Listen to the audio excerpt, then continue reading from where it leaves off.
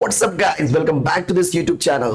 सो अब मैं जो स्टार्ट करने वाला हूं, एक्चुअली बच्चों ने कई बार डिमांड किया सर एग्जैक्टली थोड़ा सा आप नॉर्मली जो ऑब्जेक्टिव टाइप के क्वेश्चंस होते हैं, कैसे क्वेश्चंस होते हैं, जरा वो भी तो सिखाओ। सो स्टूडेंट्स, उस चीज को ध्यान में रखते हुए मैं आपके सामने आ चुका हूं। यस, एक आपका पेपर है नवनीत का और उसको मैं कुछ मॉडल पेपर है तो उसके कुछ क्वेश्चंस दिए गए हैं, तो इन क्वेश्चंस को मैं ट्राई करूंगा सॉल्व करने के लिए, सिर्फ और सिर्फ ऑब्जेक्टिव, नॉट एवरी क्वेश्चंस, ठीक है। सो जैसे कि यहां पे पहला क्वेश्चन आपको दिखाई दे रहा होगा स्टूडेंट्स, कि अगर मैं बात करूंगा पहले वाले क्वेश्चन के बारे में, सो सेलेक्ट एंड राइट, प्लीज ध्यान देना, इसको मुझे सिंप्लीफाई करना है। ओके, सो एक बार मैं पेन कर लेता हूं। Yes, okay, perfect. So guys, यहां पे क्या बोला इसने, select and write the most appropriate answer from the given alternatives for sub questions. So पहला क्वेश्चन क्या दिया, A square plus M A plus N I equal to 0 and N is not equal 0, A is not equal 0, then find the A inverse की value. जब कभी भी ऐसे questions आए, okay students, सब सिंपल सा फंडा क्या करोगे, आपको ए इनवर्स निकालना है। सो पहले देखो क्वेश्चन क्या दिया है, ठीक है ना। सो क्वेश्चन की अगर हम बात करेंगे तो यहाँ पे इसको मैं रफ करने की कोशिश करता हूँ। तो क्वेश्चन के अंदर A square plus M A plus N I दिया गया है, तो आप क्या करो, इसके अंदर आप ए इनवर्स से मल्टीप्लाई कर दो। क्या करो बच्चों, ए इनवर्स। जब कभी भी ए इनवर्स निकालने बोलेगा तो इक्वेशन में ए इनवर्स से मल्टीप्लाई कर दो। A square plus M A plus N I is equal to 0। जब आप ए इनवर्स से मल्टीप्लाई करोगे ए इनवर्स आ जाएगा। आप सभी को पता है कि ए स्क्वायर को आप लिख सकते हो A into A plus M into A inverse A plus N into A inverse into I equal to 0 में मल्टीप्लाई कर वही आने वाला है। अब देखो ए इंटू ए इनवर्स, इसको मैं साथ लिख देता हूं। सो ए इंटू ए इनवर्स क्या हो जाएगा आपका आई, क्योंकि किसी भी मैट्रिक्स को उसके इनवर्स के साथ मल्टीप्लाई करोगे हमेशा वैल्यू क्या आएगी, आई। फिर ए कॉपी किया plus again a into A inverse is I, so M into I plus अभी आई के साथ में कोई भी मल्टीप्लाई करोगे तो वही आने वाला है, तो एन इंटू ए इनवर्स, तो आई को हमने हटा दिया इक्वल टू 0। अब मुझे ए इनवर्स निकालना है तो सब बाकी सबको भेज दो राइट साइड में। सो क्या हो जाएगा माय डियर स्टूडेंट्स, जल्दी बोलो, n a inverse is equal to, अभी आई ए बोलू या सिर्फ ए बोलू कोई फर्क नहीं पड़ता। एक्चुअली आई तभी आप यूज करो जब कोई यहाँ पे कांस्टेंट वैल्यू हो। मैट्रिक्स के साथ में अगर आई नहीं लिखोगे तो भी चलता है, क्योंकि किसी भी मैट्रिक्स का मल्टीप्लाई आई में करोगे तो वही मैट्रिक्स आता है, minus A minus M I, ठीक है। अब मुझे क्या लिखना है, A inverse is equal to 1 upon N minus A minus M I. अब बताओ ऐसा आंसर कहीं पे दिया है क्या, नहीं नहीं, माइनस साइन बाहर निकाल लो, माइनस साइन बाहर निकालो। सो माइनस साइन बाहर निकालोगे तो यहाँ पे हो जाएगा माइनस और ये हो जाएगा प्लस प्लस।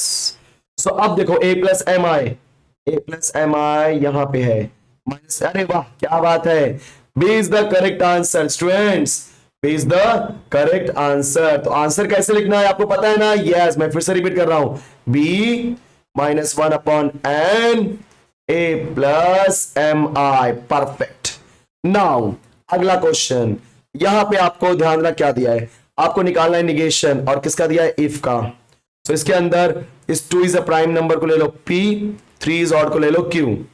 तो बोलो क्या हो जाएगा, p इंप्लाइज दैट q, बोलो क्या हो जाएगा, p इंप्लाइज दैट q, क्योंकि इंप्लाइज है ना, यस। और गाइज आप इंप्लाइज का डायरेक्टली निगेशन नहीं निकाल सकते, आपको निगेशन तो निकालना है इसका, नो डाउट, लेकिन इंप्लाइज का डायरेक्टली निगेशन निकाल सकते हैं क्या, नहीं। तो क्या करना पड़ेगा, इसका पहले फॉर्मूला अप्लाई करना पड़ेगा, और इंप्लाइज का फॉर्मूला क्या होता है, यस, पहले वाले का निगेशन और सेकंड वन, यस। अब निगेशन को अंदर भेजो तो निगेशन निगेशन कैंसिल, p और क्या हो जाएगा एंड, फिर हो जाएगा निगेशन q। अब बताओ p यहां पे क्या है, 2 इज प्राइम, फिर क्या है एंड का साइन, तो क्या लिख दो आप लोग, एंड। कहीं पे एंड लिखा है कहीं पे बट लिखा है, कोई टेंशन की जरूरत नहीं है, एंड दोनों का मीनिंग सेम है। फिर निगेशन q, यहाँ पे q क्या बच्चों आपका, 3 इज ऑड, तो इसका निगेशन क्या हो जाएगा, 3 इज नॉट ऑड। ओके, सो ये जो फर्स्ट एंड फोर्थ है वो तो है ही नहीं, कैसे, क्योंकि वहां पे इफ दे दिया है, क्वेश्चन में कहीं भी इफ नहीं है। So 2 is prime and 3 is not odd, क्या बात है, B is the correct answer, क्या बात है, 2 is prime and 3 is not odd. देखा आपने कितना आसान तरीके से कर रहे हो बच्चों, यस। अरे भाई ये तो आपका पार्शियल फ्रैक्शन हो गया, देखो पार्शियल फ्रैक्शन क्वेश्चन वो जानबूझ के दे रहे हो लोग। सो याद है कैसे करने का, yes, 1 upon x minus 8 into x plus 7 which is equal to a divided by x minus 8 plus b divided by x plus 7। अब आपको पता है a और b निकालो, ए और बी निकालो और उसके बाद आप इसे सिंप्लीफाई कर लो। दो डी वाला तो चांस है ही नहीं आने का। x minus 8 divide by x plus 7, मतलब क्योंकि देखो ये पहले आ रहा है और ये बाद में आ रहा है, चांसेस है कि x माइनस 8 पहले होगा, x प्लस 7 बाद में। तो इसमें जो आंसर आएगा या तो बी में से या तो सी में से कोई एक होगा, बी या सी में से कोई एक होगा। ओके, बी और सी में से कोई एक होगा। सो बी और सी में से अगर कोई एक होगा तो जहां तक मुझे लगता है आप सॉल्व करके देखो, क्योंकि ए और डी तो नहीं होने वाले हैं, क्योंकि ए में आपका x प्लस 7 ऊपर आ गया, यहाँ पे x माइनस 8 पहले है तो x माइनस 8 पहले आएगा। यस, ठीक है, यस। सो कौन सा आंसर है? Partial fraction. अरे वाह, क्या बात है, इसका मैं डायरेक्टली आंसर देता हूं बच्चों। इसका आंसर आएगा 7 माइनस 2 divide by 2 which is equal to 5 divide by 2। Answer है क्या? Yes, B is the correct answer. अब कई लोग बोलेंगे सर कैसे समझा? सो बच्चों ये आपका जो डेफिनेट इंटीग्रेशन है उसमें प्रॉपर्टी वाला क्वेश्चन है, राइट। अगर आप देखोगे ना ऐसे टाइप के बहुत सारे क्वेश्चन है। कैसे? अगर ये रूट एक्स है, मैंने कैसे पहचाना?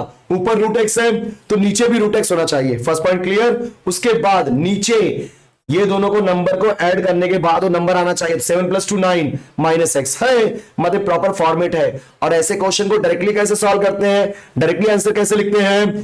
दोनों के पावर को मतलब दोनों के लिमिट को ऐड कर दो, सॉरी सब्ट्रैक्ट कर दो। तो 7 माइनस 2 दैट इज 5, फिर हाफ कर दो तो डिवाइड बाय 2। देखा, 5/2 इज द करेक्ट आंसर। अब ये क्वेश्चन देखो, अरे वाह, जो लोग ने मेरे लेक्चर बैठे हैं, जो लोग मेरा रिवीजन देख रहे हैं, उन सबको पता है कि सर ने बताया है कि जब x और y 4 और 5 m plus 1 dy by D X Y upon X आ रहा है, मतलब बेस ऐड होगा पावर ऐड होगा, बेस ऐड होगा पावर ऐड होगा। So x plus Y add किया, 4 प्लस 5 9, तो ये m प्लस 1 है तो 9 इक्वल टू क्या आएगा आपका? m प्लस 1, क्योंकि 4 प्लस 5 को ऐड करोगे तो वो हमारा यहाँ पे 9 आना चाहिए था, बट वहां पे 9 के प्लस पे क्या लिख दिया? m प्लस 1, तो m plus 1 equal to 9। Now m की वैल्यू क्या हो जाएगी? 9 minus 1 that is equal to 8। कहीं पे 8 आंसर क्या? अरे वाह, कितने तो बड़ा आसान लग रहा है यार, तो बहुत आसान है। कोई बात नहीं, कोई बात नहीं, बहुत सही जा रहे हैं हम लोग, एकदम परफेक्ट। चलो छठे क्वेश्चन पे आ गए। f of x x cube minus 3x square plus 3x minus 10 x belongs to r। Increasing है डिक्रीजिंग है वो बताना है। चलो निकालो डेरिवेटिव। सो क्या हो जाएगा आपका डेरिवेटिव निकालने के बाद?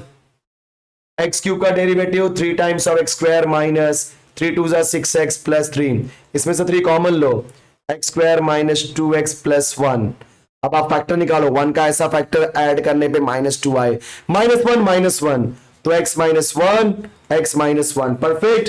तो x माइनस 1 x माइनस 1, अब क्या हो जाएगा स्टूडेंट? इसको आप लिख सकते हो 3 इंटू x माइनस 1 का स्क्वायर। अरे भाई 3 आपका पॉजिटिव होगा क्योंकि प्लस है ना, और x माइनस 1 में x के प्लेस पे कोई भी नंबर पुट करो वो हमेशा 0 से बड़ा आएगा। अब बोलोगे सर 1 पुट किया तो 1 माइनस 1 0 आएगा। न्यूट्रल के लिए बात नहीं करने का, जहां पे 0 आ गया वहां पे ध्यान नहीं देना है, हमें बताना है इंक्रीजिंग है कि डिक्रीजिंग। सो इंक्रीजिंग डिक्रीजिंग कैसे मालूम पड़ता है? अगर आपके f डैश x की वैल्यू मोर देन 0 है सो इंक्रीजिंग, f डैश x की वैल्यू लेस देन 0 है तो डिक्रीजिंग। समझ गए सब लोग? यस। सो x माइनस 1 में x के प्लेस पे कोई भी नंबर पुट करोगे, चाहे प्लस आए चाहे माइनस आए, स्क्वायर होने की वजह से हमेशा प्लस आएगा, मतलब ये पूरा का पूरा वैल्यू क्या आएगा? Positive. So which is greater than 0। अगर ग्रेटर देन 0 है तो क्या आंसर आएगा? Increasing function. देखा आपने?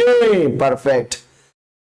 तो चलो आते हैं ट्रू और फॉल्स की तरफ। So derivative of log x upon a, अरे वाह, log x to the base a। तो बच्चों एक चीज याद रखना, बेस अगर आपका e नहीं है, एक्सपोनेंशियल e, तब तक आप डेरिवेटिव नहीं निकाल सकते, तो आपको बेस e होना चाहिए। तो इस क्वेश्चन करेंगे चेंज ऑफ बेस से, इसको लिख दो log x upon log a, ठीक है। तो log of x divide by log of a, ये चेंज ऑफ बेस का कॉन्सेप्ट होता है। अब log x upon log a में तो 1 अपॉन log a हो जाएगा कांस्टेंट, और बाद में जब निकालोगे log x का डेरिवेटिव, आपको पता है log x का डेरिवेटिव क्या होता है? 1 upon x। So guys already मेरी आवाज थोड़ी मोटी हुई है क्योंकि आपको पता है कि महा रिवीजन में इतनी ज्यादा एनर्जी लग रही है ना कि मैं क्या बताऊं, क्योंकि आपको देख करके एक अलग ही खुशी, एक अलग ही फीलिंग आ जाती है। इसलिए मैं बोल रहा हूं ना कि चले कोई बात नहीं, आवाज जानी नहीं चाहिए, थोड़ी बहुत बैठी है वो बाद में सही हो जाएगी, लेकिन मेरे बच्चों को जरूरत है मेरी, अगर मैं आज नहीं खड़ा रहा उनके साथ तो कोई मतलब नहीं। Yes my dear students. So answer क्या है? 1 upon x into log a. Check करो क्या है, हाँ वही तो है, वही तो है। The derivative of this one is this one, मतलब आंसर इज ट्रू। अब क्या दिया है, the function f of x दिया है मुझे x square plus a x plus b, okay, and फिर क्या बोला इसने, हैज द मतलब has a minimum at x equal to 3 and the minimum value is 5, so a equal to -6 and b equal to -14, ये correct है क्या, वो check करना है। तो वो कैसे मालूम पड़ेगा, ध्यान देना, सारी वैल्यू पुट कर दो इसके अंदर, ठीक है, सारी वैल्यू पुट करो, सारी की सारी वैल्यू, और देखो आपको मिनिमम वैल्यू 5 आ रहा है क्या, क्योंकि मिनिमम वैल्यू 5 मतलब ये एफ ऑफ एक्स की वैल्यू 5 आ रही है क्या, वो चेक करना है। तो इक्वेशन क्या है बच्चा आपका, x square plus a x plus b, so which is equal to x square मतलब एक्स के प्लेस पे पुट करना है 3, सो 3 का स्क्वायर 9, ओके, प्लस फिर ए की वैल्यू -6 है ना, ए की वैल्यू -6 है, तो -6 का मल्टीप्लाई 3 में करोगे -6 3 सा -18 आ जाएगा, ठीक है, और बी की वैल्यू है -14, क्या है बोलो, -14, ठीक है, सही जा रहे हैं हम लोग, ए और बी, यस। सो क्या हो जाएगा, -18 -14, 8 4 12 और 1 1 2 3 32 -32 प्लस 9, तो इन शॉर्ट जो भी वैल्यू आएगी, जहां तक मुझे लगता है माइनस कितना आएगा, 9 10 11 12 -23 आएगा, बोलो क्या आएगा, -23, मतलब मेरे एफ ऑफ एक्स की वैल्यू क्या आ रही है, -23, और उसने क्या बोला है 5, मतलब ये क्या है, फॉल्स है, ये क्या है बच्चा आपका, फॉल्स। चलो आगे, द ऑर्डर ऑफ हाईएस्ट, एक minute, the order of the highest order derivative occurring in the differential equation is called as degree of the, अरे ले क्या बोल दिया इसने, जल्दी सोचो, जो ऑर्डर होता है वही डिग्री होता है क्या, नहीं, जैसे मैं बोलूं d2y/dx², तो और इसका मान लो पावर है 3, तो बेटा इसको बोलते हैं ऑर्डर, आपने कितनी बार निकाला है डेरिवेटिव, और उसका जो पावर होता है उसको बोलते हैं डिग्री। उसने क्या बोल दिया, the order of the highest order derivative occurring in the differential equation is called as the degree of the differential, that is what, false. ये भी क्या आपका फॉल्स, सो पहला ट्रू था, बाकी दोनों फॉल्स आ गए। चलो अब आते हैं क्वेश्चन नंबर सी की तरफ। ओके गाइस, एंड एक बात और, थोड़ा जो बैकग्राउंड में नॉइज आ रहा है मेरे बैकग्राउंड, उसके लिए सॉरी। तो क्वेश्चन क्या बोला है, बी वाला ध्यान सुनो, सी वाला मतलब फिल इन द ब्लैंक्स आ गया बच्चों। ये जो आपका फिल इन द ब्लैंक्स है उसके बारे में बात करते हैं, बोलो क्या है आपका, matrix B, yes matrix B आपको दिया है क्या, 0 3 1 जो भी दिया है, is a skew symmetric matrix and find the value of P, P क्यों निकालनी है। अब आपको नहीं पता, ध्यान से सुन लो, जब कभी भी हम बात करते हैं स्क्यू सिमेट्रिक मैट्रिक्स के बारे में, ये वैल्यू और ये वैल्यू सेम होनी चाहिए विद डिफरेंट साइन, ये वैल्यू और ये वैल्यू सेम होनी चाहिए विद डिफरेंट साइन, ये वैल्यू और ये वैल्यू सेम होनी चाहिए विद डिफरेंट साइन। तो उसी तरीके से 1 और p का भी बताया मैंने, तो 1 और p मतलब वैल्यू सेम होगी, तो p की वैल्यू क्या होगी 1, लेकिन वहां पे आपका 1 पॉजिटिव है, तो यहां पे 1 क्या हो जाएगा, नेगेटिव, मतलब आंसर क्या आएगा, -1, यस। इफ x दिया है, y दिया है, तो आपको निकालना है dy/dx, अरे ये तो पैरामीट्रिक फंक्शन है यार।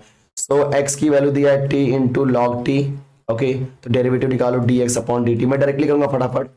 First as it is derivative of log t that is 1/t plus log t और t का डेरिवेटिव 1, तो t get cancel, 1 plus log t, ठीक है, dx/dt हो गया। y क्या दिया आपको, t raised to t, याद है x raised to x का डेरिवेटिव क्या था, yes taking log on both side वाला क्वेश्चन था बच्चों, x raised to x into 1 plus log x, तो यहां पे भी क्या हो जाएगा आपका dy/dt which is what, t raised to t into 1 plus log t, ठीक है। अब मुझे क्या निकालना है, dy/dx, क्या निकालना है, dy/dx, सो dy/dx की वैल्यू क्या होगी, जल्दी जल्दी बोलो, सो dy/dx की वैल्यू हो जाएगी dy/dt डिवाइड बाय dx/dt, तो क्या हो जाएगा, t raised to t into 1 plus log t divide by 1 plus log t, क्योंकि dx/dt की वैल्यू 1 plus log t है, cancel, t raised to t, और t raised to t क्या आपका, कहीं देखो, yes that is y, in short t raised to t लिखो या y लिखो चलेगा, but in terms of y देना है, ठीक है स्टूडेंट्स, यस।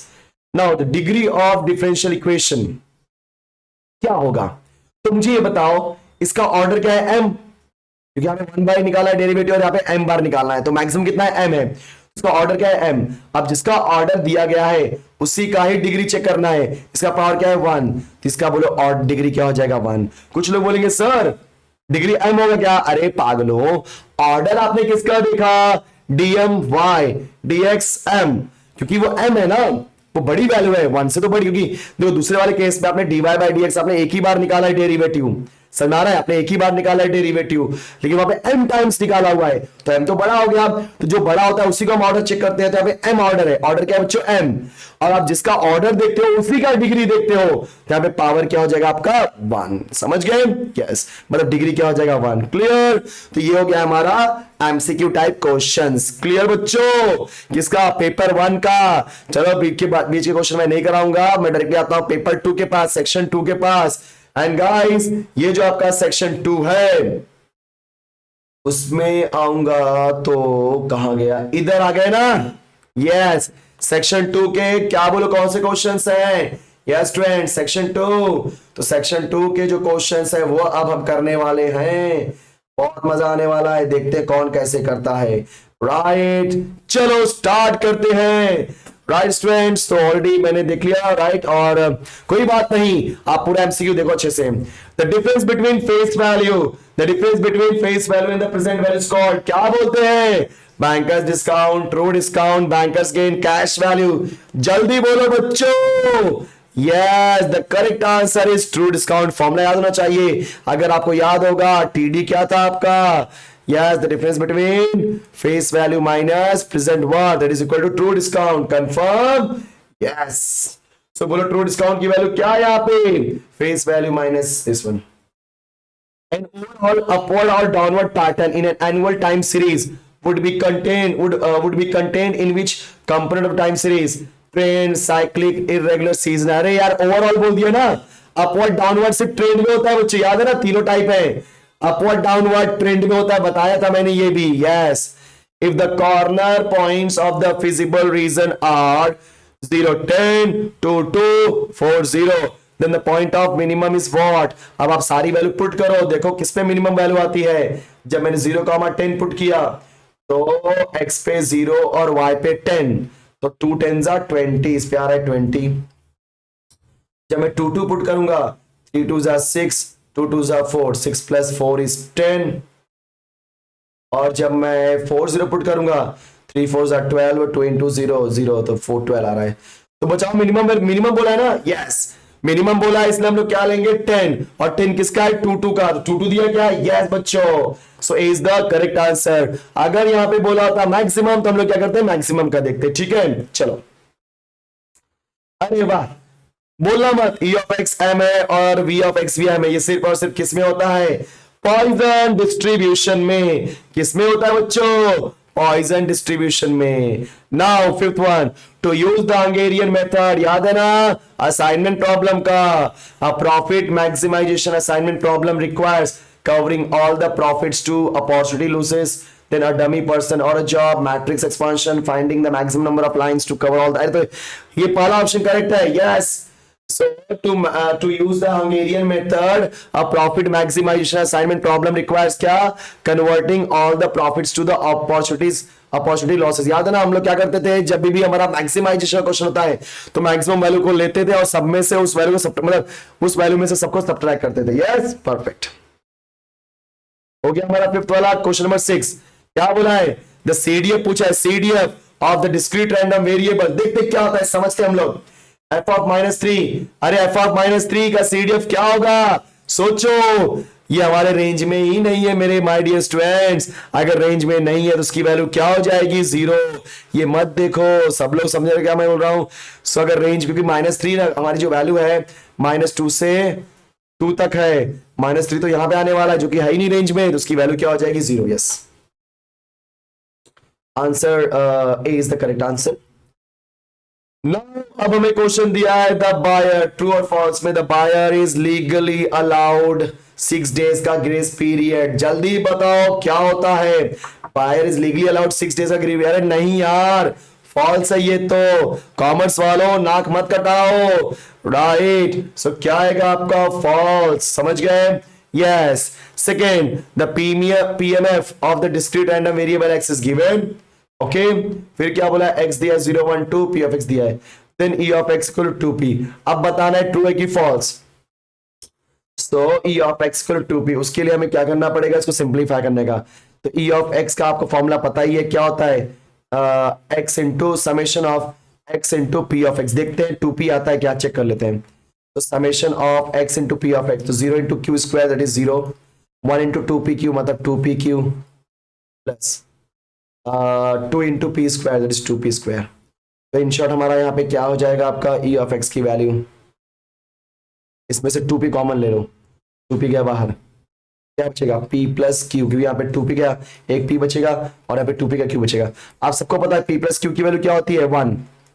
इन शॉर्ट क्या मिला 2p, yes 2p is the correct answer, perfect, मतलब ये ट्रू है।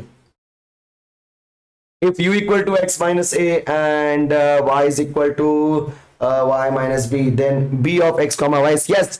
याद है बच्चों, स्केल एंड ओरिजिन, अगर ओरिजिन चेंज करते हो तो वैल्यू चेंज नहीं होती, किसकी, हमारे रिग्रेशन कोएफिशिएंट की, बट स्केल चेंज कर दो तब वैल्यू चेंज होती है। तो यहाँ पे मैंने ओरिजिन चेंज किया, इसको बोलते हैं चेंज ऑफ ओरिजिन, इसलिए हमारा जो रिग्रेशन कोएफिशिएंट होगा वो क्या होगा, सेम होगा, परफेक्ट। सो स्टूडेंट्स, इतना होने के बाद देखो मैथ्स टू वाला तो और भी आसान, बहुत आसान लगता है इसमें। सो यहाँ पे क्या बोला बच्चों, dishwashing machine holds up to 40 pieces of the large crockery eggs, so this constraint is given by, अरे इजी है, x is less equal to 40। बोलो सर कैसे हो गया, अरे इससे क्या बोला है, dishwashing machine holds up to 40, मतलब मैक्सिमम 40 को करता है होल्ड, इसका मतलब मेरे x की वैल्यू क्या है 40 या 40 से कम है, मतलब x is less than equal to 40, clear, yes. फिर यहां पे करते हैं हम लोग start. If x is a discrete random variable takes x1 x2 xn then summation of p of x i equal to 1। याद है ना, डिस्क्रीट रैंडम वेरिएबल में सारी की सारी प्रोबेबिलिटी को ऐड करोगे तो आंसर क्या आता है बच्चों, 1, yes. Now if the given matrix is not dash dash matrix then assignment problem is called as unbalanced। Yes बच्चों, स्क्वायर, क्योंकि अगर नंबर ऑफ रोज और नंबर ऑफ कॉलम सेम नहीं है असाइनमेंट में, उसे हम क्या बोलते हैं, अनबैलेंस्ड। और बैलेंस करने के लिए एक्स्ट्रा एक रो या कॉलम ऐड करते हैं जिसमें सारी वैल्यू क्या पुट कर देते हैं, 0। देखा आपने। सो स्टूडेंट्स, लगभग मैंने इसमें आपने देख ही लिया कि हर क्वेश्चन में कैसे कैसे टाइप के क्वेश्चंस आ रहे हैं। दिमाग लगाओ, अभी आप अपनी स्ट्रेटजी बना लो कि किस तरीके से मुझे स्टडी करनी है, किस तरीके से ऑब्जेक्टिव क्वेश्चंस को हैंडल करना है, कंफर्म। सो आई होप कि अभी आपको इतना क्लियर हो गया होगा कैसे कैसे क्वेश्चंस आ रहे हैं, राइट। चाहे वो मैथ्स 1 का हो चाहे वो मैथ्स 2 का। थोड़ा मैथ्स 1 में टाइम लगता है क्योंकि सॉल्व करना होता है, बट मैथ्स 2 में उतना टाइम नहीं लगता as compare to maths 1। Maths 2 बहुत जल्दी फास्ट हो जाता है, ठीक है। सो आज के लिए इतना ही करते हैं, thank you so much. Video को लाइक और शेयर एंड सब्सक्राइब करके जाना, बाय बाय।